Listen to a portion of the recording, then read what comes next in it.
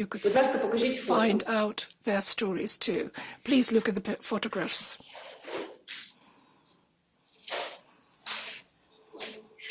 This is a nurse from Lysychansk. Her name is Oksana. Even though the war started, she continued to nurse her patients in hospital until she lost her legs in explosion. She got married with her boyfriend in the hospital ward. And at the moment, she is a symbol of our thirst for life and our victorious love. The second photograph is of Liza Chernyshenko from Popasna. This girl is only 15, you can't see it on the photograph, she's just a child. But this child, even though she was shot herself, managed to drive out 4 wounded adults. She got into the car and drove them out. There were 5, 6 adults next to her, but nobody dared to do this. But she managed to do this. At the moment, she's a symbol of our fearless youth. The next photograph is of Tatiana Blizniak, who is breastfeeding her daughter in the shelter in the Ukrainian metro in Kiev. She has become the Ukrainian Madonna. That's how we call her now, and she's the symbol of our mothers. And the next photograph has 2 generations of women from one family, Valeria and Kira, mother and daughter. They both were killed by the Russian missile which hit their apartment block in Odessa. And it happened during our Easter celebrations. And they are the symbols of our losses. The next photograph is the family of Olga Suhenko, who was the head of the community of the village Motizhin in Kiev region. And she was saving those who were living in her community until the last day when the Russian occupiers have seized her. Her husband wanted to follow her, and in several hours her son was taken as well. This family ceased to exist. They were all killed. And they became the symbol of our resistance. I just gave you a few stories, but I would like to say that every life in our country is broken. Every life is divided to before and after. And, of course, our war has got a female face, a woman's face, because there are 2 million more women than men in Ukraine. But I'm absolutely sure that we, Ukrainian women, cannot be called victims. We all have our own stories of resistance. Most of our doctors, nurses are women, and they are fighting, they are indeed treating those who are wounded, and they are looking after women in labor. The majority of women are teachers. And, of course, the teachers who started working with children, sometimes delivering lessons from the shelters, and sometimes doing this from abroad. The majority of our social workers, our civil servants, are women as well, and they still continue to work. And they still remain there at the workplace. 50% of our entrepreneurs are women as well, and they're working hard to keep our economy afloat. The majority of our volunteers are women, and they are helping at the front and also supporting the front as well. And of course, our mothers, our Ukrainian mothers, who managed to cross thousands of kilometers to save their children. I can give you many examples, but I would like to complete my introduction with a phrase which has become quite popular in the world. What is your super strength? Where is it? And the answer is, I'm Ukrainian. Yes, Ukrainian women have their superpower. We are all Ukrainians. Thank you. And thank you so much, First Lady Olena Zelensky, there, for showing us those pictures and for bringing us those thoughts from Ukraine and telling us about those superpowers that we're all so impressed with here in Brussels. President Charles Michel, let me bring you in. Now, you've been in Ukraine since the invasion began on the 24th. You've been in from 24th of February. You've been there twice. You're in daily contact with President Zelensky. First, can you react to those pictures and that message that you're hearing today? First of all, I'm extremely touched by the stories. I'm also extremely touched to have the occasion to see again Olena Zelensky, even if this is virtual. A few months ago, we were together in Ukraine. It was before the war. We met the last time. And I would like to say that we are totally committed to support Ukraine as much as we can, because we know that the war is not something that's theoretical. This is very concrete, and it means a lot of suffering. It means families, children, women, men, with their lives totally destroyed by the decision taken by Russia. And we want to do everything in order to support Ukraine. We know that we need to support with weapons, with financial support, and those stories are showing how women, girls are suffering in such a conflict. This is the case everywhere when there is a war, when there are conflicts, but certainly this is our responsibility to act and to do everything in order to make sure that those crimes will be punished. And First Lady Zelenska, let me bring you in once more, because it's not just men who've been on the front line, it's also women who've been female Ukrainian soldiers. We've seen them on the ground, and also volunteers. Can you tell me about their role defending the country?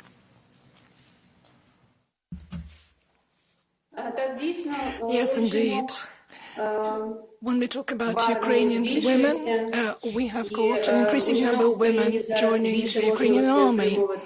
And Ukrainian women are now fast learning the military professions, rising through the ranks. And more and more women are deciding to join the army. When we're talking about the Ukrainian armed forces, there are 37,000 women there, and more than 1,000 of them became the unit commanders. And, for example, there is one very interesting story about a woman who was a teacher of history, but at the moment she commands the artillery unit. And this is just one of the stories. And I would like to say that our women indeed choose to join the army on the voluntary basis, and they are fighting with all their dignity, and they are fighting as equals. Okay, First Lady, please stay with us as we now bring in Nadia Murad, who's been listening there to the First Lady of Ukraine, because the ordeals of Ukrainian women in Bucha and Irpin resonate with your personal story. Your peaceful life was brutally disrupted back in 2014 when ISIS attacked your homeland. You've written a book about it called The Last Girl, about your fight against the Islamic State. But before we hear your reaction, let's just take a look at this short clip about the life of Nadia Murad.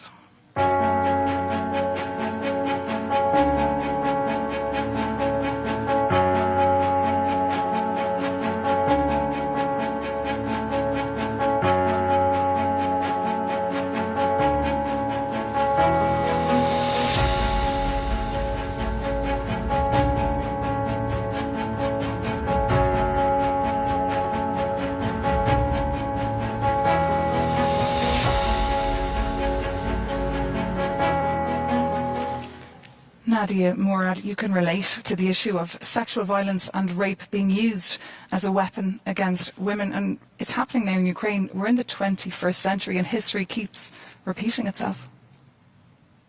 Well, thank you so much for having me, and thank you for making this happen. I remember from the first time you listened to my story and the story of thousands of women and girls from my community, and since then you've been there for us. Thank you so much. Thank you. Thanks. You know, the history of conflict-related sexual violence is as old as war itself, and it is largely a gender-based violence.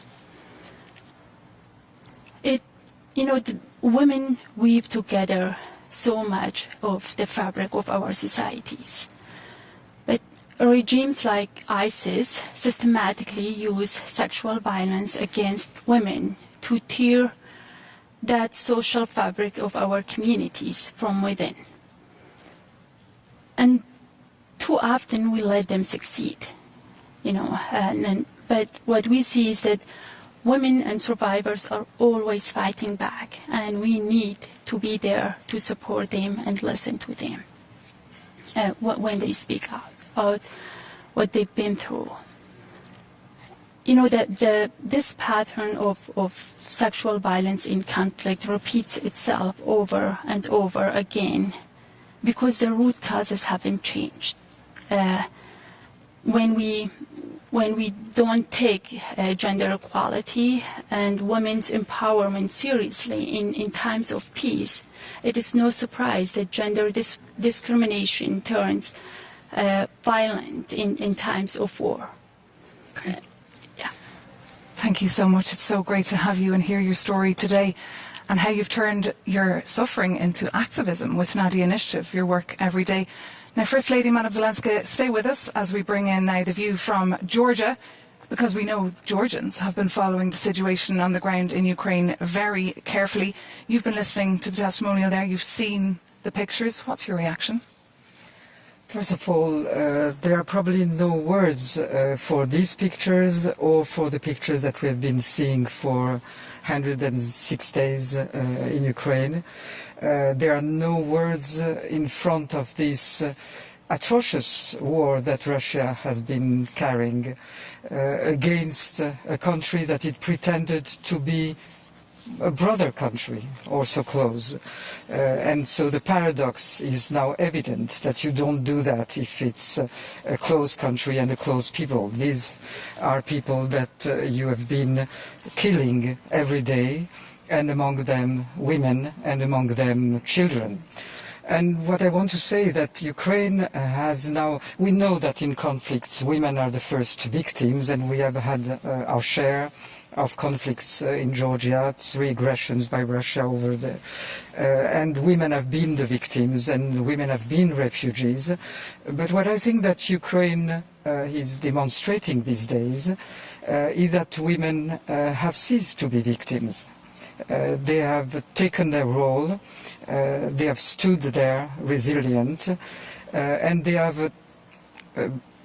fully participating in what has been one of the extraordinary demonstration of complete unity of the society.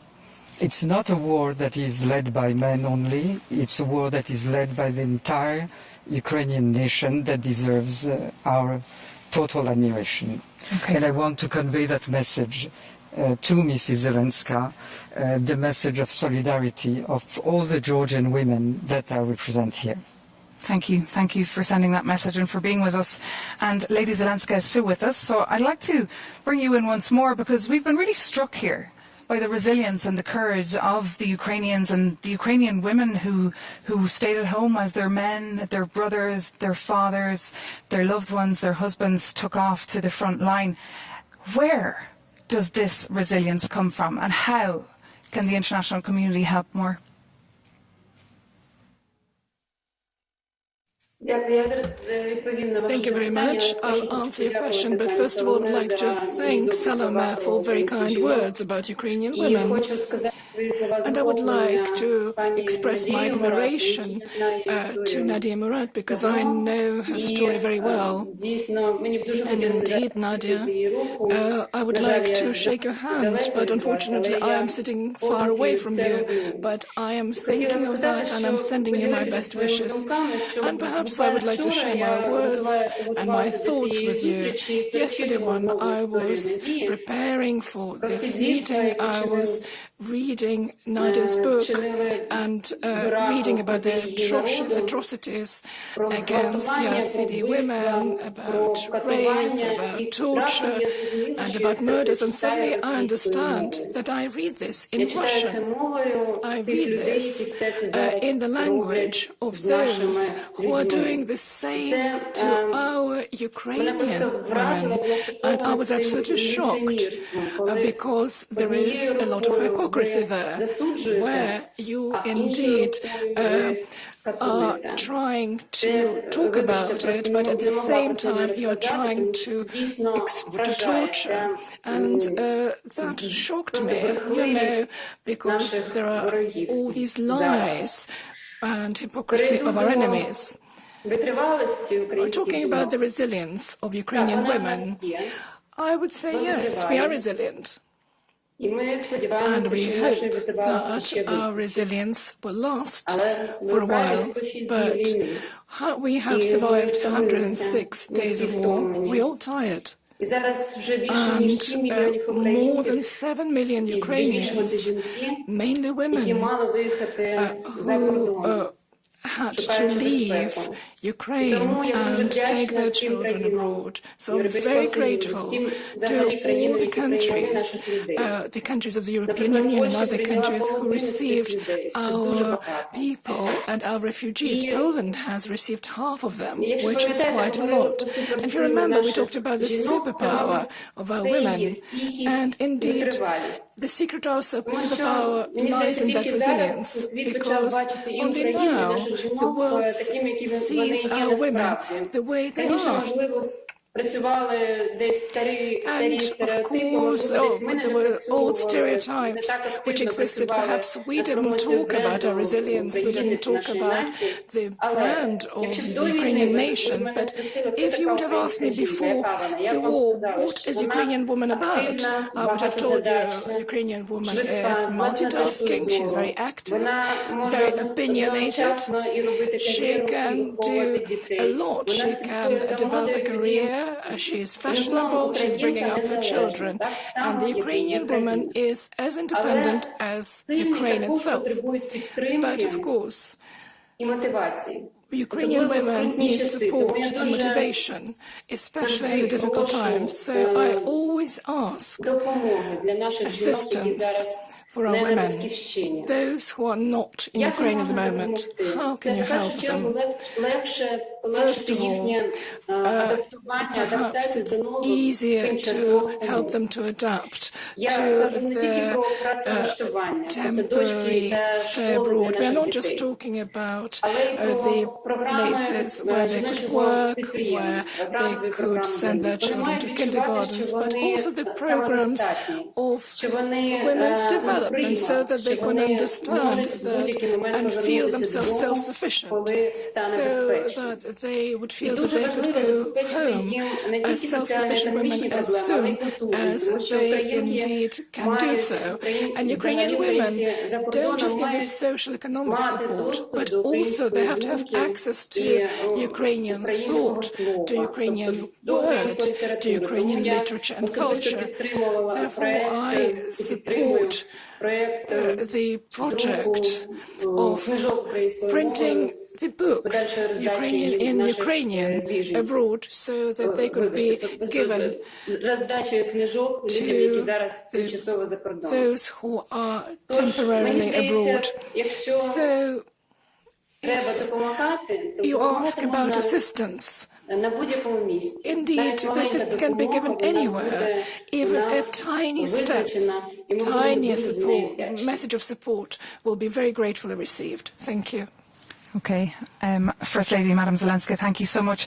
Stay with us while we bring in a reaction there from Nadia Murad, whose book you referred to there, because you're, of course, as I said earlier, a strong advocate for women and child victims of sexual violence. What are the essentials, do you think, to help victims? You know, because we see this pattern repeat over and over again, we have to also analyze the pattern of our responses. You know, we have tried aid and rehabilitation, and these are important and should be continued, but it is also time to try something new, to take bold action to stop the cycle of violence. One of the important ways to do this is through accountability. As a survivor, I don't just want to see my abusers brought to justice. I want real progress in preventing further exploitation of women in my community and around the world. That would be healing for me. Accountability serves both of these goals. When governments fail to protect women from conflict-related sexual violence and gender-based violence, they have a responsibility to act and support the survivors. But unfortunately, in our case, in the Yazidi case, our government and the international community did not act to rescue the missing Yazidi women from captivity.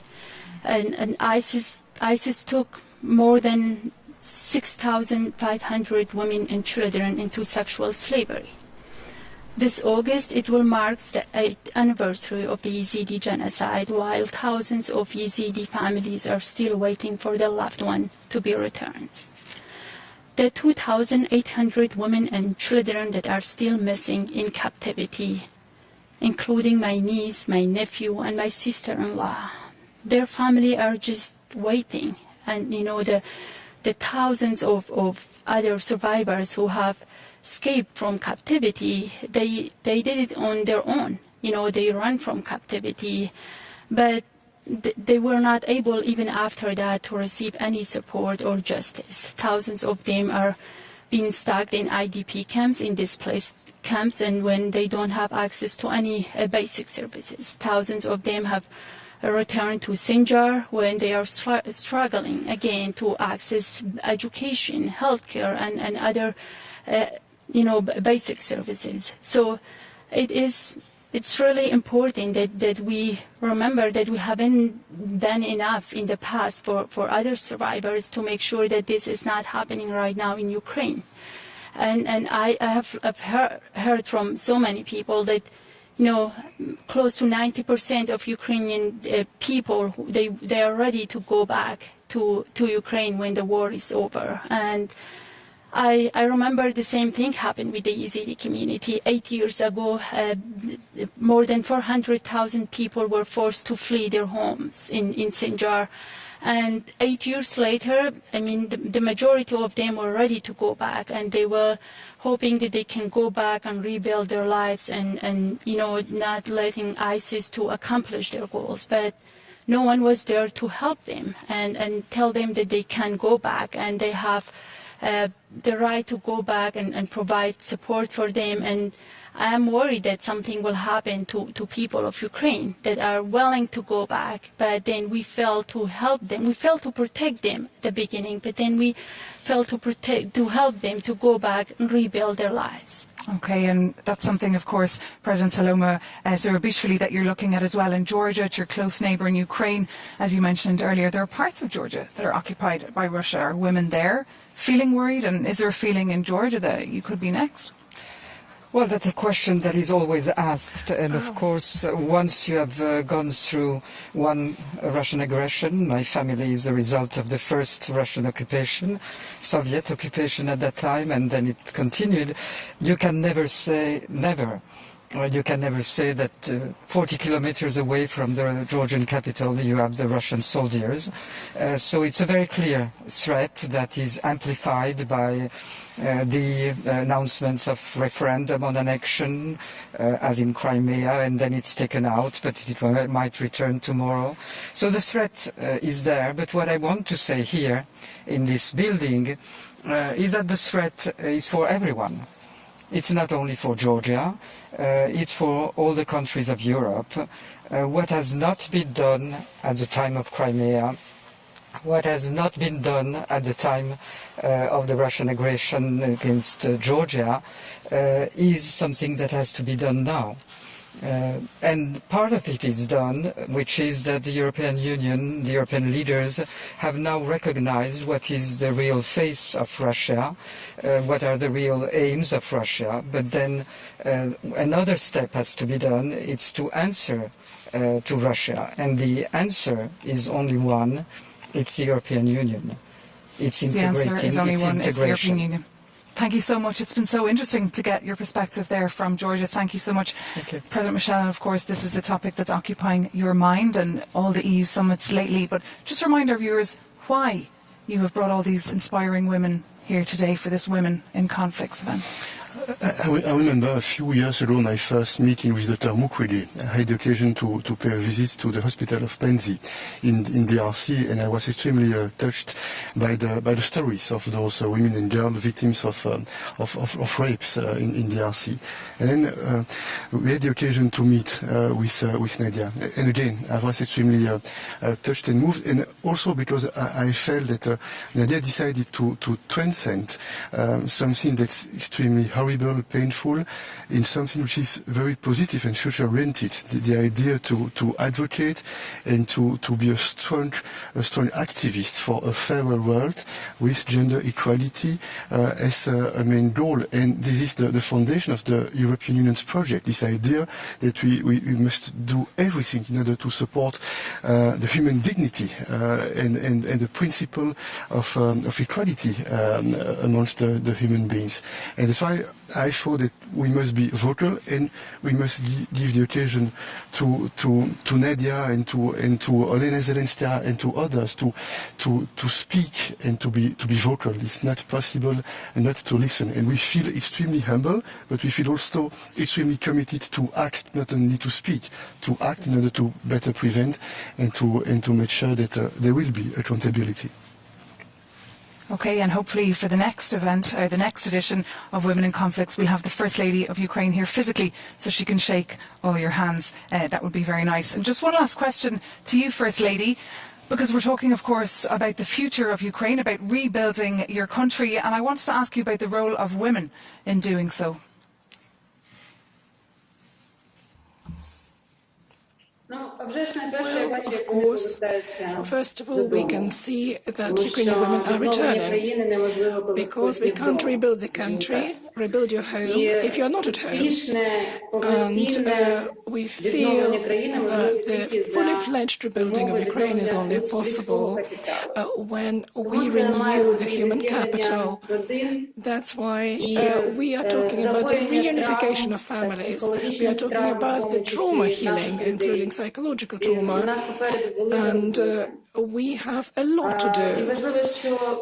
And a lot of work ahead. We've started this work already. We are working together with WHO and with Israel, with the United States, and we hope to get assistance from other countries. I would like to add that this process indeed will need a lot of gender equality, and we have got quite significant achievements there. We started working in gender equality before the war. In 2019, Ukraine became the member of the International Partnership on Gender Equality. We have indeed decreased the salary gap, and also we have introduced the paternal leave, etc. So we hope that we'll continue working on gender equality after the war. But for us, it's important that women return and come back. How can women act on rebuilding of Ukraine? I've already said that our women are very active in social life and working life. Ukrainian society is not possible without our hard-working women. And they occupy quite significant powerful role in society. We have got a lot of work to do, as I said, but I'm absolutely sure that we will manage. We just need the war to end. You just need the war to end, and we do hope it ends very soon. Thank you so much to you, First Lady of Ukraine, Olena Zelenska, for being with us here virtually at Women in Conflicts. And of course, thank you so much to the President of Georgia there, Saloma Zurabishvili, for being with us physically in Brussels. And thank you so much to Nadia Murad. You'll be coming back a little bit later, as will you as well, EU Council President Charles Michel.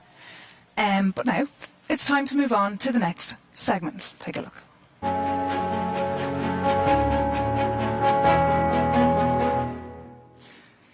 Welcome back to the next session of Women in Conflicts, focusing on survivors, justice and reparations.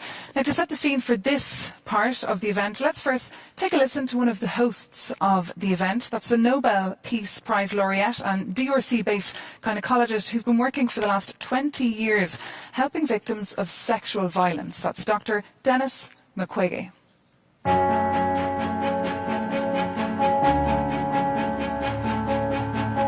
Monsieur le Président du Conseil européen, Mesdames et Messieurs, je tiens à vous remercier pour l'initiative de cette nouvelle édition de Women in Conflict et regrette de ne pouvoir être à Bruxelles avec vous.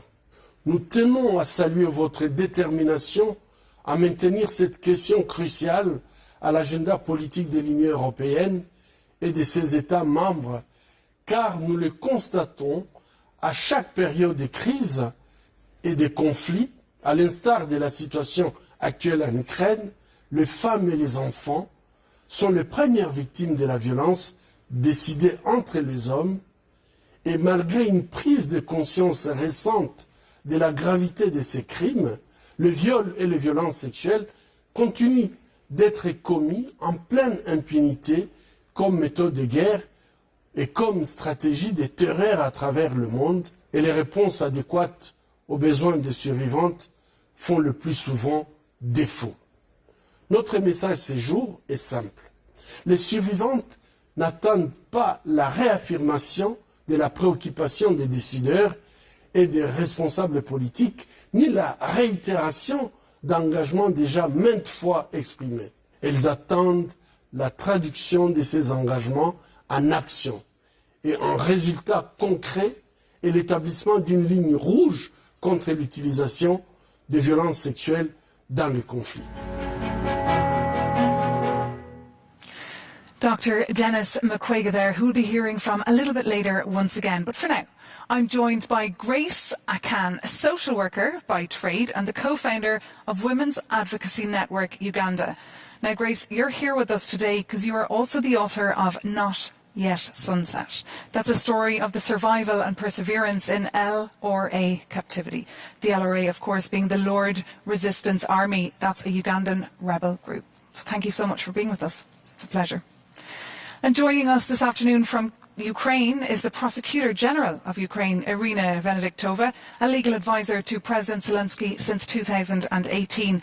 A very, very busy lady of late. So, Irina Venediktova, thank you so much for being with us. Thank you. But let's start with Grace Akan and hear a little bit more about your story, because you, of course, as I said, you're a survivor. And now you've managed to start working with victims to try and use this experience for the good. How? Thank you so much for giving me this platform. I must say, as a survivor, I felt and I still feel what they feel. So that's why I came on and say, together we can do something and change their lives and advocate for redress of the violence that took place on them. And tell me, how exactly are you helping victims? What are their needs? And I imagine they trust you more because of your background and your story. This is just not me. The work is not personally mine alone. It's a collective work. We do this work together. We advocate together. We advise each other together. And I'm not doing this alone because alone, they say unity is strength. So I'm doing this together with survivors. And we have a global network of survivors. We have at local level back home in Uganda. And then also, yeah. So that's how we do it. Like It's not just personally my work, but we are doing it as survivors who have come out, and we really want to see change in this issue of sexual violence, which has become like a problem in the world. And are things moving in the right direction? You mentioned change. Are you seeing any? I think as advocacy is, you don't see change immediately, but it's a process. And that process, I can see a little bit, it's coming. We locally home, we are trying our best to ensure that the TJ policy that is being that has been enacted is actually worked on for the good of survivors. Nationally, we are trying to actually ensure that all the challenges that survivors are facing are at the national level, and even globally we are trying our level best through the SEMA network, and also through in collaboration with the Kwege Foundation and Global Survivors Fund. And when you meet survivors, what are their stories? What do they tell you, and what are their needs? Their needs are many. Their needs are social, economical, medical, and psychosocial. It's not just one. And unless all those are addressed, you can never say you have done enough for survivors. And when I meet them, I think the fact that we are a support to each other, and I think together we are working towards a solution. Women, supporting women. Grace Akan, stay with us, and let's head over to Ukraine and bring in the Prosecutor General, Irina Venediktova, who's also been listening to you, because what we've been hearing today as well is that women are the first victims of Russia's war on Ukraine. So I'd like to ask you, Prosecutor General, with your teams, you're of course working around the clock to track down evidence of war crimes that have been committed. But at this stage, what exactly do we know about the extent of Russia's crimes? Good afternoon, dear ladies and gentlemen who are online. I'm very appreciated for such event. Actually, it's very important in the world scale.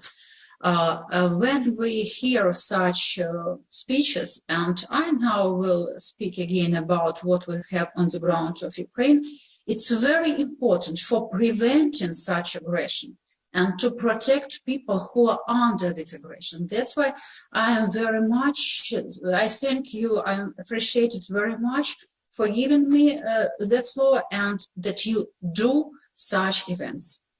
Talking loudly and forcefully about the volatile situation of women during armed conflict is essential. But even though I will be drawing your attention to facts and figures of how Russia is targeting Ukrainian women and using sexual violence as a tactics of war, I would like to start with the citing Eleanor Roosevelt. And actually, I think it's very important again when I heard these beautiful and strong women on this platform. A woman is like a tea bag. You never know how strong they are until they get in hot water. This could not be truer for Ukrainian women, who became an integral part of the resistance and do not shy away from defending our homeland in any form and in any manner required. Now about crimes committed. For the last 3 months, nearly all regions of Ukraine are missiles bombed or come under artillery fire regularly. What we know and have documented is that Russian forces are intentionally violating basic principles of international humanitarian law. That is the principle of distinction, not to attack civilian people and targets. This line is nearly non-existent for them. Let me remind you just one example. Bombing of a maternity hospital in Mariupol in March. This was clearly a civilian object without any military objective nearby. Evidence strongly suggests that civilian population and civilian objects are intentionally targeted in a widespread and systematic manner, which is typical of atrocity crimes. Moreover, crimes committed by the Russian armed forces concretely against civilian population are increasing in their scale, size, and brutality. Since the beginning of the full-scale invasion, we have documented the deaths of over 5,200 civilians, including 263 children. This is not the whole picture, however. The number does not include deaths on the temporary occupied territories where we don't have access. However, what we can observe from the satellite images and other sources, the situation there is catastrophic. Moreover, as a result of war, over 20,000 civilian objects and objects of civilian infrastructure were targeted, and majority of them destroyed. This includes over 16,000 residential buildings, over 1,000 education, close to 200 medical and up to 300 medical and up to 300 cultural and religious buildings. As of today, we already have initiated around 16,000 criminal cases. It's twice more than we have all prosecutors in system. We also have standalone criminal proceedings into the crime of genocide and the aggression. Our prosecutors, together with other law enforcement agencies, are present at crime scenes and take all possible steps to document and investigate crimes committed. Russia is accused of using rape as a weapon. Is this deliberate, and is this true? Yes, you're absolutely right. What we see now actually on that territories which were deoccupied, which were in Kiev region, or what we see actually in other regions, part of Kharkiv region, Russians is using war tactics of intimidation, spreading fear and terror. Sexual violence has become one of the predominant methods of warfare for Russian forces. We continue discovering appalling crimes of sexual violence, including against minors. Such crimes are documented across Ukraine, in areas which were in the forefront of hostilities or which were or are under occupation. Again, this includes Donetsk, Lugansk, Zaporizhia, Kiev, Kharkiv, Kherson regions. Why they're turning to these prohibited methods of waging war? To sow fear and break the residents of Ukraine. This is also done to erase Ukrainian identity. For Ukrainians to be afraid to say that they're Ukrainians. This is how they think and wish to defeat Ukraine's independence and identity. But what these 3 months of war has shown is that they will never manage to attain this objective.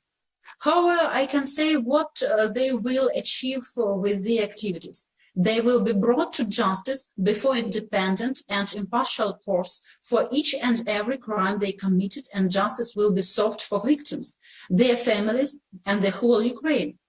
We have 31 ongoing investigations into crimes of sexual violence, including cases of repeated and group rape. This includes 3 cases related to sexual violence against minors. 1 died as a result of violence. We have identified and charged as a suspects 3 Russian soldiers. And this is only beginning, as investigation of sexual violence during conflict are very difficult and it takes time. Unfortunately, again, we experience people from 2014. We had the same situation and we have methodology from that period of time. Cases of sexual violence represent one of the main priorities in my office. There we will take for all appropriate steps to ensure that each and every perpetrator is held responsible. Very difficult for our viewers to digest what you're saying there, but Grace, you can resonate with what you're hearing there, the way rape is being used there as a weapon of war. Would you have a message perhaps for women in Ukraine, for victims and their families? I must say it's a very unfortunate thing, and it's shameful for those who are perpetrating. Rape should not be used against women. They should not take that women are weak. Women are very strong, but I just pray that the war ends and women should not be put as a target in that. Okay. Thank you so much, and I'm afraid that is all we have time for. Prosecutor General Irina Venediktova, thank you so much for being with us and for sharing all those facts. We really do hope justice will be done, and we will stay in touch. Thank you so much for joining us virtually. Thank you very much. Thank you very much. Be strong. Thank you. You too. And Grace Akan, thank you so much for being with us here today and for sharing your story. You take care. But stay with us, because to wrap up this discussion, we can now bring in once again Dr. Denis Mukwege, the Nobel Peace Prize laureate and the DRC-based gynecologist.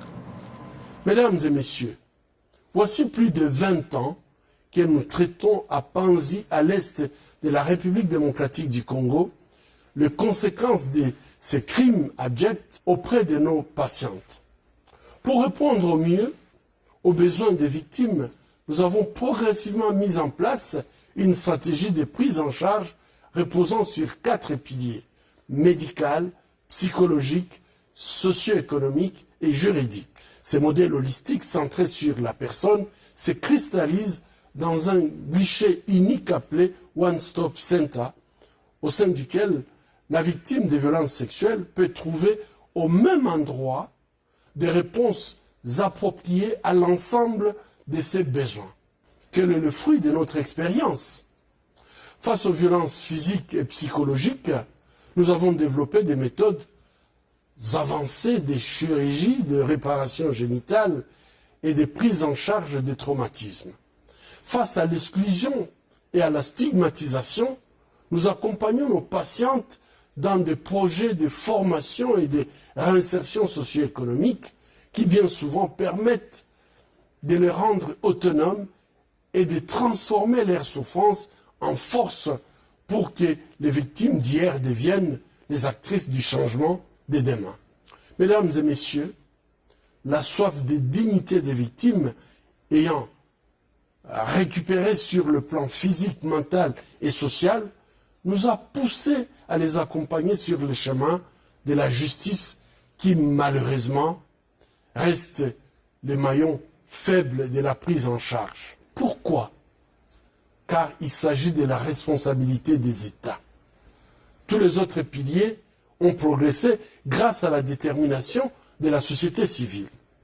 La justice ne peut être rendue que par les États et il est temps qu'ils se mobilisent pour mettre fin à la culture de l'impunité qui reste partout à travers le monde davantage la norme que l'exception en matière de crimes sexuels en temps de conflit, comme d'ailleurs en période de paix. En effet, l'édit de justice est fondamental pour parachever le processus de guérison des victimes. Outre son rôle de répression, la justice est indispensable pour mettre fin à la culpabilité des victimes et transférer les stigmas et l'opprobre sur les épaules des agresseurs et des commanditaires. Ainsi, la justice et les réparations sont des outils nécessaires non seulement pour reconnaître les statuts des victimes et favoriser leur réintégration digne dans la société, mais aussi pour prévenir la répétition de ces crimes, restaurer les valeurs morales de la société et les vivre ensemble, enfin consolider l'état des droits et la paix. Merci aux décideurs de l'Union européenne et à la communauté des États pour placer la justice et la redevabilité au cœur de vos priorités pour mettre fin à ces crimes abjects qui font honte à notre humanité. Je vous remercie. And thank you so much to you there, Dr. Denis Mukwege, for being with us virtually today for the Women in Conflict session. But now it's time for our next session, all about women in power.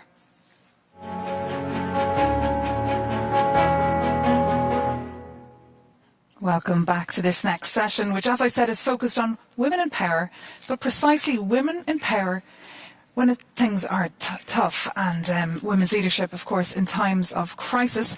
And for this, I'm delighted to be joined by 3 phenomenal women, if I say so myself. Habiba Sarabi, the former Minister for Women's Affairs from Afghanistan. Good to see you there.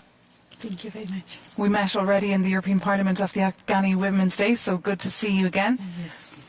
We're also joined by Mariam Al-Mahdi, former Minister for Foreign Affairs of Sudan. Welcome to Brussels. Thank you. I'm very happy to be with you.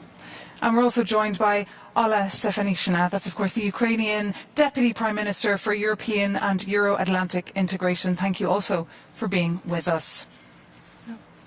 So I'd like to start with you, Ola Stefanishina, because we saw on your Instagram account that you have a quote that says, "Strong women were not born. They were created by the storms that they survived." So I'd like to ask you about that and also to get your reaction to the speech of the First Lady. Thank you so much. Indeed, this slogan has been put on my Instagram long before the full-scale war started, but now it has gained so much of different sense. First and foremost, as a Deputy Prime Minister, the member of the government who has now the honor to represent a country with such a brilliant resilience, I've never been choosing whether I survive the storms or not. I simply have to be there and do whatever I can, and I'm sure that my fellow colleagues would understand. So it is very important that we can build and stay resilient, because we've been investing so much to build this resilience in a country, to give the opportunity for the women leaders in Ukraine now to be the 1/3 of Ukrainian army representing and fighting hand in hand with our soldiers, and to empower women so much to make sure that the leadership and the strength they are now showing are backed up with the real steps we've been doing before. But also it is important that in Ukraine, whenever we reveal so many crimes committed on the gender-based nature, we understand that we create the necessary background for those women who face for the victims of this crime. They not only feel offended, they need to be guided, to be navigated, the necessary services should be provided. They never have to feel alone, especially those women who are staying in Ukraine, but those who fled out of Ukraine and left without their homes, or very often with the children and the other family in their areas. So we are surviving many, many storms, but we have shown the bravery and resilience as a nation, and we have shown individual bravery and resilience, and I'm particularly proud that 1/3 of Ukrainian government are the women's, and we made sure that over these times of war, our government, our parliament, our local authorities are fully operational. So we are capable not only to face the challenges, but to address and to provide services. We still have a long way to go, but we will survive these storms and become stronger. Okay, and it's not just in Ukraine where we've seen incredibly resilient, strong women, but also in Afghanistan and also in Sudan, where women have been playing a huge role. So I'd like to turn to you, Habiba Sarabi, and talk about the Taliban, how they betrayed earlier pledges to the international community, taking Afghan women back to the darkest hours of the 1990s. The latest example, of course, with TV presenters not being allowed to show their face when on air. So just tell us, what is the situation like now on the ground for Afghan women? What exactly is going on? Thank you very much, ma'am. Special thanks to the President Michel for inviting us for this event, Women in Conflict, to be here. Unfortunately, Afghanistan practicing the worst case at the moment, and Afghan women particularly facing violence, and especially depriving of their basic rights, the rights of going to work, the rights to go for education, to get education, the rights to be allowed to go to their to do some work out of the home without or going to travel. They have to take some male member as a company to them. So the teenage girls are banned from school. They are not allowed. So the human rights violation, the freedom of expression, all of them, this is the worst scenario, the worst case in Afghanistan. Not only women, but unfortunately the minority, the Hazara and Shia, and also the north part of Afghanistan, Panjshir, the people who belong to Panjshir, it's a valley that they are resisting. So all of them is under pressure, and Taliban are going to their houses and searching their houses and accuse them for being against the Taliban.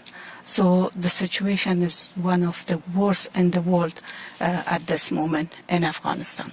The situation is one of the worst of the world in Afghanistan. Well, I'll ask you in a minute what the international community can do to help. But first, I'd like to turn to Mariam Al-Mahdi and talk about how women played an instrumental role back in April 2019 during the overthrowing of the al-Bashir regime. Tell me, what has your experience been as a female politician in, of course, what's a very male-dominated environment? Indeed, first of all, I'd like to thank you very much for giving us this opportunity and also for showing highest commitment for the issues of women, which is really part of the improving the future for the world, and to give thanks to the Commission, European Commission, and President Michel. This is really very impressive to have this occasion while we couldn't hold it in the first place. As you mentioned, Sudanese women are very known for their outstanding perseverance and leadership, not only as politicians but also as military leaders. We have the Kandakas in the ancient history of Sudan, 4,000 years before. They were not only rulers for the in Merawi, in Kush kingdom, but they were also military leaders. So for Sudanese women to be leaders was almost what they know inherently. There was relentless efforts by many cultural aspects to put women aside, but because women strength in Sudan is so well integrated and inherent, the chance came, I think, through all the resistance against the previous regime of Sudan. Since the first days, because they also targeted women, they put them as symbol of something to be hidden. This brought women outside in different aspects of the resistance against the previous regime, till all culminated to the glorious December revolution, where women were put. Actually, we used to have like demonstrations in 1 p.m. and this demonstration anywhere will be launched or initiated by a lullaby by the Zaghruda, that it initiated by women. It was not only that they are initiators, but also as leaders for the way ahead and to plan what happens. It's, of course, it was difficult because usually women are not given the appearance. While they do the hard work, they are not given the appearance. I wouldn't say we succeeded in that. It's still a long way to go. But at least there is this feeling of appreciation. Also now, for after the coup, you know, now in Sudan there is a coup, and women still in the front lines combating and confronting this coup. We had many martyrs of our youth. We hail them all the time. Amongst them are young women who have been competing to go in the front lines of this very heroic demonstrations. They are peaceful, but unfortunately it's confronted by absolute violence and unnecessary violence, which demanded the life of more than 100 martyrs since last October, 25th of October. So the leadership of women in Sudan is present, is well documented, it's in different aspects. And as I think I have been hearing from all my colleague ladies, from the First Lady of Ukraine, and women are no more is even portrayed as victims.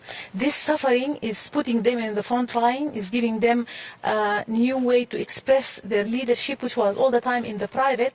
Now it is in the public and it is documented. And I think like such events also make strong women apparent, and they were all the time through the history. But unfortunately, as we all say, the history is his story, and now we need to make her story, the history, her story. So with the media, with the information, with the documentation, now women are proving that they have been all the time leaders, and that they have been all the time there working for all the civilizations. Well, today it's all about her story with all these formidable women on the stage. I'd like to turn to you, because listening to you all from Afghanistan, Sudan, Ukraine, so many differences, but of course so many similarities, this thirst from women to stand up and be heard. What will you, Ola, take back home from what you've heard from your counterparts here on the panel? There's another common thing, I think, that unites all of us. We have years of experience in struggling, in fighting the wars, and since 2014 we have learned our lessons, and what we know right now is that every suffering of every Ukrainian woman is the collective horror of our nation. But what you should know about our nation and Ukrainian women, and basically about Ukrainian people, that we are guided and energized by our suffering. And what we did for the first, we documented each and every case of assault against women and children and elderly people, against any civilian. We've identified all the perpetrators, and as Irina was saying, some of them has been already brought to justice. And we will do our best to empower and to give strength to those women who faced this by services we will provide to the government. But what is more important, we know very well right now that the assault against women and the sexual violence in a conflict, it's not an individual act of crime of the Russian soldier. It's a targeted, the cheapest, and the order-oriented mean of demoralization of population. It is the most underreported crime. We will do our best to collect all the evidence, to bring everybody to justice. We are already doing it, but also to make sure that those people who faced the horror of these crimes know that they are supported by the government, they are supported by the nations, and those who are guilty are brought to justice. But meanwhile, Habiba Sarabi, in Afghanistan, people do not feel supported. As you said earlier, young girls cannot even go to school. So what are you asking for today here at the Women in Conflicts event from the international community? First of all, there should be a pressure to fulfill the agreement that they have done, the Taliban have done with the United States, because unfortunately I was one of the negotiators with Taliban in Doha. So there was an agreement, everybody knows about that between the Taliban and United States. But at this agreement, there was something that the Taliban should fulfill to their promise. There should be a pressure and joint efforts from international community, including the European Union, that the Taliban should fulfill that commitment. And secondly, there should be a joint pressure to Taliban that to reopen the school for girls. Not only our target is not only to reopen the school, the inclusivity and a government that should be run by, or the outcome of the government should be by the vote of the people. It's very important. The international community should put pressure, including the neighboring country, which is they have played a bigger role, and also. At this moment, unfortunately, the Afghan people or suffering from poverty and the shortage of the resource or food in Afghanistan. There should be, for the humanitarian aid, there should be an independent committee, a joint independent committee this committee could control the humanitarian aid, and it should be mixed from the international community, the donor countries, and the UN agencies and private sector and civil society from Afghanistan. And also I want to urge that this international community, that they have office inside Afghanistan, they have to hire more women, because it can be a kind of signal for at least for the Taliban. So we have a saying in our own language that as much the mountain can be high, there is a way on the top, on the peak. So I'm sure that with joint effort there will be a solution for the problem of Afghanistan. With a joint effort. Okay, Mariam Al-Mahdi, I'd like to bring you in here as well, because I imagine there's a lot of hurdles for women who want to play a role in politics. But how and what role can women play when contributing to a solution out of the crisis there? Well, actually, no role that women cannot do, actually. Women are negotiators. Women are sharers. Women are very much putting their hands on the pulse of the needs of the people. And now, while we are having so common challenges in the world, problems of the environment, problems of meagerness of the resources, problems of pandemic, of the corona and of the COVID and all the consequences it's bringing to the world, and the anticipation of more conflicts, unfortunately. All these demands now for the first time for the humanity to look seriously into the equality of using all its resources, men and women, because women and men are the wings of humanity. So we need the faculties, we need the strength of both this humanity. That's why the need now for women leadership in the world is an actually very practical and very pressing need. For that, there are so many hurdles. The way actually the state itself is put like a club for more militarized males. We need to redefine citizenship in different aspects of the world, in different ways. For that, the type of qualities that needed for a leader, they are more controversial for women, because they are supposed to be shy, they are not supposed to speak loudly, they are not to be forthcoming. And when there is a leader, she is formulated like a masculine. This is not right. We need also to make use of the technology now. People now could do a lot of meetings, a lot of negotiations through the media, through the civil society. How we can integrate more women into decision making by using this means. For that, in Sudan, I wouldn't say we are finding a nice time. Actually, we are having a very serious problems. But still, something that we need to work on is to have more networking amongst ourselves. And at the same time, to make use of the will of the people or the strong organization in the world, like the UN, the EU, like the African Union itself, and many other international supporters. For the UN, I think UN Women, it was a very important development in UN system. But still, I think it needs to make more outreach to local women. Now we are looking at the women leaders in the top of the community or in top of government. They are very important to be seen there and to participate there. But the more important, we see women at the local level to be part of the official way of ruling the country. So all this, I think, through sharing the experience, through having such events like the one now organized by you, which is very important, and to be disseminated to the world, is all part of sharing the women experience and giving them voice and showing them as example of leadership. And just today I saw my sister Grace and my sister Nadia.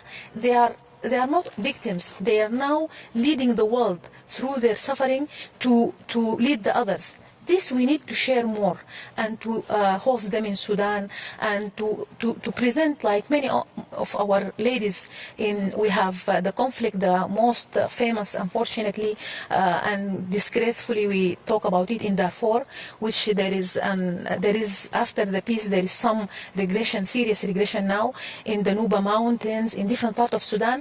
Yes, the women suffered there, but also we have very strong women who came out of this suffering, who can share also their experience with the other world leaders. And Mariam Al-Mahdi, we have a lot of women and men who are joining us today, watching us live here, watching Women in Conflicts, and a lot of messages to you all coming in and questions, and one specifically for you, Ola Stefana Shina, which is, what precisely do you want from the European Union right now? What is your main need, and where do you see the country in 1, 5, 10 years? Well, first and foremost, the European Union has already believed in the efforts we are taking as a government to ensure that we help Ukrainian women suffering from the war financially. So we've presented the governmental framework, which is already supported.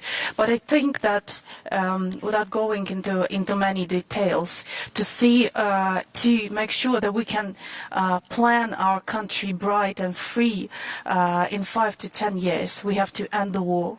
We have to make sure that none of the leaders of European Union and European itself is not taking any step to legitimize at least one crime or any victim of the crimes committed on our soil these days, because everything you can imagine since the Second World War happened here, except of the nuclear bomb shot on there. So we were murdered, we were tortured, we were tortured by hunger, we were shot in our heads, we were raped.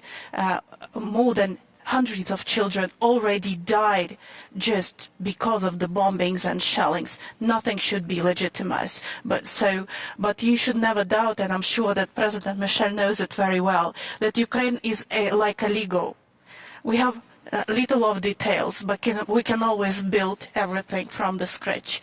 And every time we do it better and better. So there should be no doubt that we will do a bright and brilliant country in 5 to 10 years. But the beginning should start with holding the perpetrators accountable, ending the war, restoring the peace in Europe, and making Ukraine part of the European Union.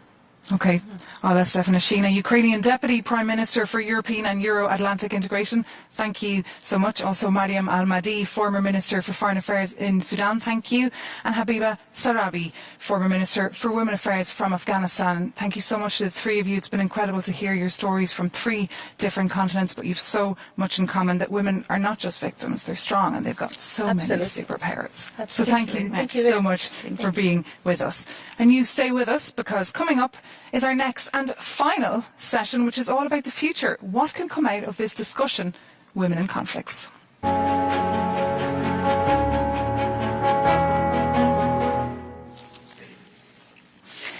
Well, to look ahead at the next steps, I'm delighted now to cross over to Paris and bring in Louise Mushikiwabo, the Secretary General of the Organisation Internationale de la Francophonie. Louise Mushikiwabo, thank you so much for being with us. You've been listening to all the discussions over the past hour. What are your main takeaways? Well, thank you very much. First of all, I wanted to, and it's my first takeaway, to say that the subject of the conversation this afternoon is extremely important. So my first takeaway is we have got to keep the light on this matter. There are many debates around the world. It's been happening for a few decades now on this issue. Let's not get tired of it. The most important thing is to tell these stories, to create these spaces of conversation. This is something that makes the abuse of women in situations of conflict become an element of conscience of people who mean well. So we've got to really understand that 1, 2, 3, 100, 1,000 conversations about women and what they suffer in conflict is something that needs to go to as many people as possible. So I want to thank Charles and all of you at the EU for this second very important discussion. The second takeaway for me is that the resilience of women is still very much underestimated and understated. And it's universal. When we look at war, or I come from Rwanda, I come from a country that is infamously known for having given the world the first condemnation for war, for rape as a weapon of genocide in 1998. But it's unbelievable to see what women go through, the kind of targeting and abuse and humiliation and, loss of their families, children, and they still stand. So the element of resilience is something that is extremely important. And I'm always very happy, as we saw this afternoon in this conversation, to see women who have gone through those hardships, who have been abused. I've had the opportunity to talk to Nadia Murad before, and who actually not only resist, transcend, I think is what Charles Michel said, horrible situation, but they become leaders in educating, in informing, in showing the younger generations of women that a woman is a very special human being, because she can go through everything we have heard here this afternoon and go on with their lives, carrying their baggage, and go beyond that. And I think Dr. Mukwege talked about it also,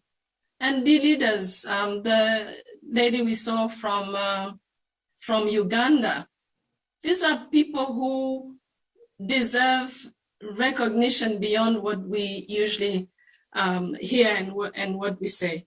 So the element of resilience is something that is a big takeaway for me. But I also think beyond resilience, the leadership of women who have undergone the most horrible situations is something of note. The probably last takeaway for me is that we must take action. Some actions should be punctual, should be urgently taken care of. Some actions are more for the future. We saw these wonderful women who survived incredible situations. We heard the horror of the current war in Ukraine through very smart women. We saw women leaders, decision makers. And so it is critical.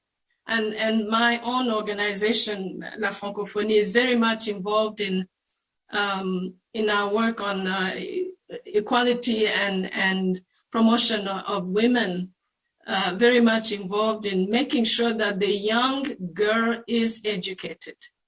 Okay. When these women we saw who articulated very clearly what happened, what should be done, prosecutors, members of parliament, it's very, very critical that to fight this war of violence against women, we need the right weapons. And educated women, starting with young girls, is one of the most important weapons. One thing we do also at La Francophonie, particularly in Africa, is that we support and mobilize women to run for office, for political office.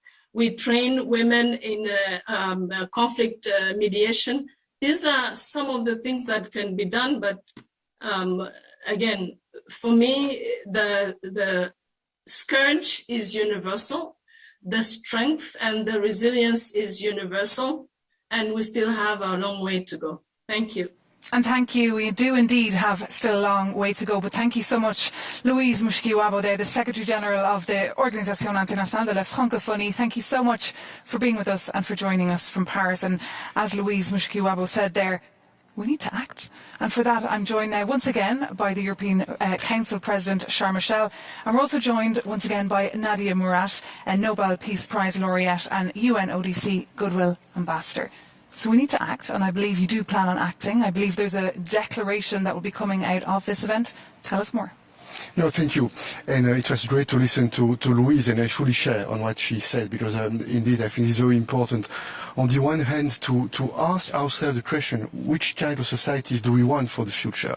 Do we want societies based on tolerance, on mutual respect, on peace, on stability, on security? And if it is the case, and this is the case for the EU, then we need indeed to act. And the statement we have agreed on today is a step, but it's not enough. It's very important to take action. It means that we need to prevent as much as we can. Education is a powerful tool. This is obvious, point one. And we need also to make sure that those who committed those atrocities will have to be accountable for what they are doing. And that's why it's also important to listen to the experience of the General Prosecutor of Ukraine, when she said this is right. We need to collect the evidence and to make sure that we will do everything in order to do justice. Thank you so much, Nadia Murad. I want to bring you in as well, but first, briefly, we will cross over to New York to bring in Sima Sami Baus. That's, of course, the Executive Director of UN Women. Thank you so much for being with us. And I want to ask you, based on your experience, and of course you're a co-host of today's Women in Conflicts event, what actions in crisis settings is UN Women proposing for women, for peace and security, to instill change as soon as possible? Thank you. Thank you very much. Allow me first to thank the EU and President of the European Council, Charles Michel, for hosting this very important event, especially at this time. I would also like to extend my gratitude to our co-panelists for this concluding discussion, Louise Mushikiwabo and Nadia Murad, and to all of today's discussants for all the insightful interventions that I have heard. I am glad to note that also the Brussels Declaration on Women and Conflict, as an outcome of this event today, will reflect the urgency of the points raised by all panelists. Most importantly, that it reflects the lived experiences of women leaders and people and women living in conflict, as we have heard also from all the panelists today. Today's discussion also reminds us of the unprecedented challenges that the women, peace and security agenda is facing as the global security situation deteriorates in the wake of COVID-19 pandemic, but also the global energy crisis, increasing commodity prices, and rising food insecurity will all impact women and girls first and hardest. Climate change, which continues to be one of the biggest threats to people and planet, will also increase conflict over natural resources and create severe shocks. Here too, women are disproportionately impacted, often working in areas directly impacted by desertification or drought. In fact, I must remind everyone that in the 66th Commission on the Status of Women, which was held in March, just a few months ago, it recognized the key interlinkages with conflict, migration, and increased violence, including sexual and gender-based violence during times of crises. We must all work together to take these conclusions forward. And I must also say that our collective peace, security, and our path to Agenda 2030 and sustainable development is all under threat. At the onset of the crisis, women are often the first to respond, providing vital humanitarian support, building peace, and mediating local conflict. And yet this crucial role is often overlooked. You know, I must give a few examples. For example, the Taliban takeover of Afghanistan is a shocking manifestation of the nexus between insecurity and inequality. In Sudan, only 2 years after women's role in the revolution was celebrated and promises were made, everything was interrupted and halted. In Ukraine, Our recent rapid gender analysis has shown that women CSOs and women volunteers mobilized quickly to ensure that their communities and IDPs receive the support they need to access critical services and humanitarian aid in local communities, providing support and services to victims of sexual violence and raising the alarm on cases of human trafficking. Yet, we also see that women are not fully involved in decision-making regarding the humanitarian response, and decisions often do not adequately reflect the needs and the priorities of different groups. So in the aftermath, if we look again, in the aftermath of the Taliban takeover of Afghanistan, UN Women stayed in country to deliver for Afghan women and girls. UN Women supported the establishment of the Afghan Women Advisory Group to advise the humanitarian country team on how to better respond to the needs of women and girls, and to provide advice to improve the humanitarian community's engagement with the de facto authorities at the Kabul and provincial levels. We know that the normative policy framework on women, peace and security, and gender in humanitarian action is strong at the global level, but implementation lags behind. Without peace and security, we will not have sustainable development, and without women, we will not achieve peace and security. I must also say that the 10 Security Council resolutions on women, peace and security place women's participation at their center. Research is showing us time and again that inclusive, diverse, and consultative peace processes are more resilient and sustainable. Yet too few women are participating in formal peace processes, either as mediators or negotiators or signatories. They are largely absent. Similarly, the voices of women and girls are often neglected during the decision-making over humanitarian aid, planning, and delivery. We also know and have heard today that conflict increases gender-based violence, from early forced marriages to rape as a weapon of war to increased incidents of trafficking. So we must address this, and we must ensure that there is no impunity, that services are available for survivors, and that they are heard. So in recognition of the need to bring about transformative change, UN Women houses the Secretariat for the UN Women Peace and Security and Humanitarian Action Compact, which brings together governments, civil society, the UN system as a whole, and the private sector to drive this necessary progress. Women's full participation and leadership is central to the actions across all areas of this compact's work. We also know that flexible funding to sustain women's rights organizations is needed. Again, in Afghanistan, for example, the Women, Peace and Humanitarian Fund, with its secretariat at UN Women, mobilized its rapid response window to provide immediate support for Afghan women human rights defenders. Also in Ukraine, the fund is channeling flexible funding to women's organizations, ensuring that their life-saving work, including sexual and gender-based violence response work, can continue to be supported. Let me end my remarks by highlighting 3 priorities based on UN Women's recent experience in crisis settings as a call to action. As you have all highlighted, we need to act, and quickly, to drive the change that is so urgently needed to transform security around the world. 1, women must participate meaningfully in decision-making on humanitarian action and peace and security at all levels. The specific needs of women and girls should be identified and adequately addressed in humanitarian response plan. Second, as our rapid gender assessment in Ukraine demonstrates, there is a need for reliable and rapid research, data, and analysis on the gender dimensions of any conflict to guide gender-responsive programming and policy. Third, and finally, reliable, sustainable funding for all aspects of the Women, Peace and Security agenda and for gender-responsive humanitarian work is crucial. For us to make real progress, we must resource women's leadership, we must resource women's leadership.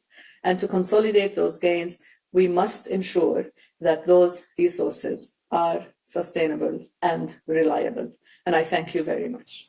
And I thank you very much, Seema Sami Baous, the Executive Director there of the UN Women, talking to us there from New York. Thank you so much there for all those details about what UN Women are up to in Afghanistan, in Ukraine, and of course all across the globe. And you listed there as well a very long list, a to-do list. So Nadia Murad, I would like to bring you in once more to conclude, if you like, the Women in Conflicts event, and just tell us what can and what should be done now moving forward.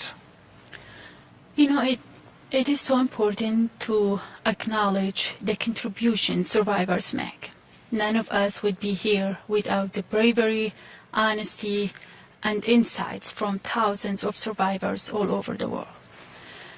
We can always do more to empower women and center them into our conversations and projects.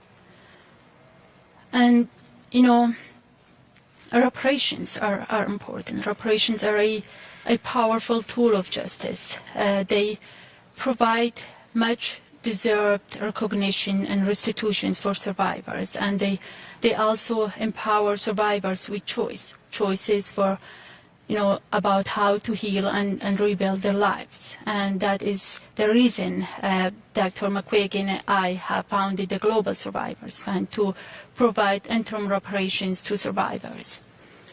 To break the cycle of violence, we need to empower women, survivors, and marginalized communities everywhere with resources and security. And we need to hold perpetrators accountable for sexual violence and end the culture of impunity.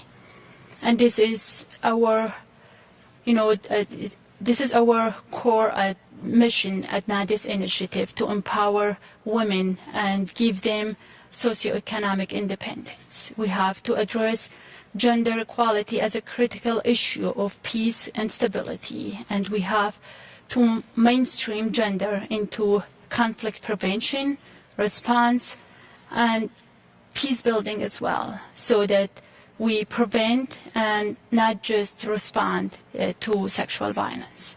Okay. A very moving message there, Nadia Murad. Thank you so much for bringing it here to the second edition of the Women in Conflicts event. And that, in fact, brings this event to an end, this second edition. I just want to say something about the declaration. You know, what is powerful about this declaration is that it does not only state the facts.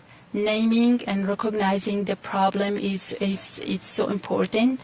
And, you know, but this itself, it cannot make change without the political will. Article number 5 is really key here. It acknowledges that all states have a responsibility to end sexual violence.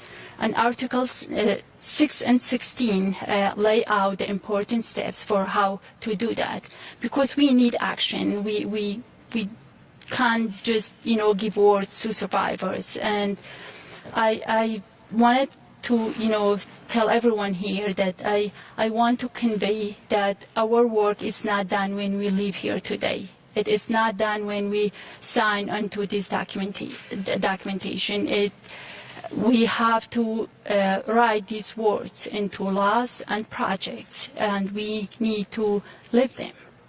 Okay, your message is being heard loud and clear right here in the Europa building, in the headquarters of the European Council, isn't that right, Sharm? And that brings our second edition of Women in Conflicts to an end. Thank you so much to our formidable women who took to the stage today to share their stories. And thank you so much to President Sharm for hosting us. Take care, thanks for watching, and see you soon.